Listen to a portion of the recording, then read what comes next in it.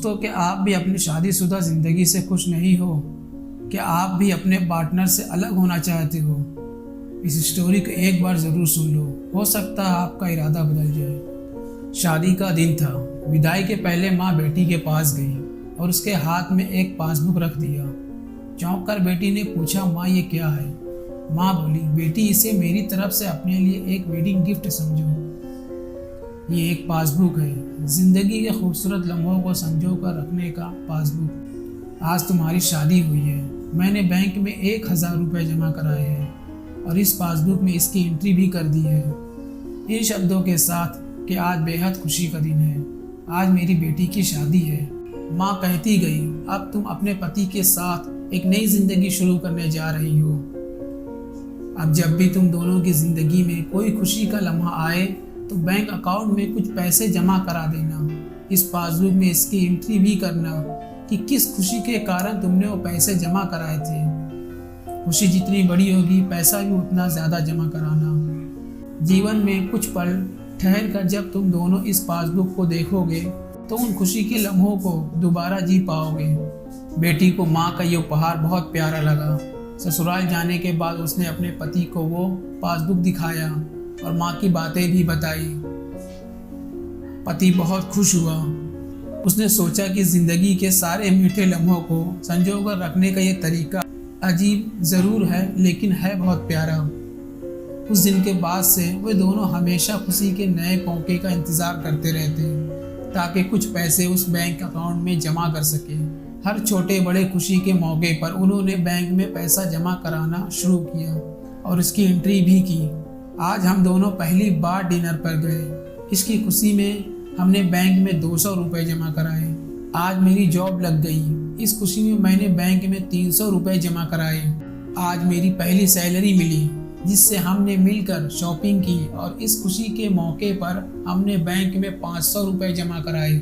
आज मेरे पति का प्रमोशन हो गया। आज मेरा जन्मदिन हमने साथ में मनाया।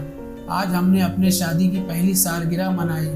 आज हमारे पहले बच्चे का जन्म हुआ। इस तरह की कई एंट्री पासबुक में होने लगी और हर मौके पर बैंक में जमा पैसा भी बढ़ने लगा। लेकिन जैसे जैसे समय बीतता जा रहा था, पति और पत्नी में दूरियां बढ़ती जा रही थी। दोनों में छोटी छोटी बातों पर बहस होने लगी।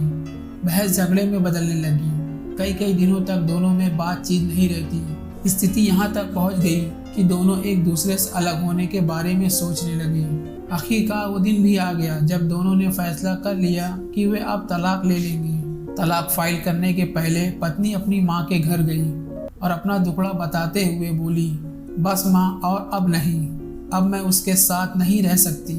कोसती हूँ खुद को कि मैंने उससे शादी की, तलाक ले रही हूँ उससे।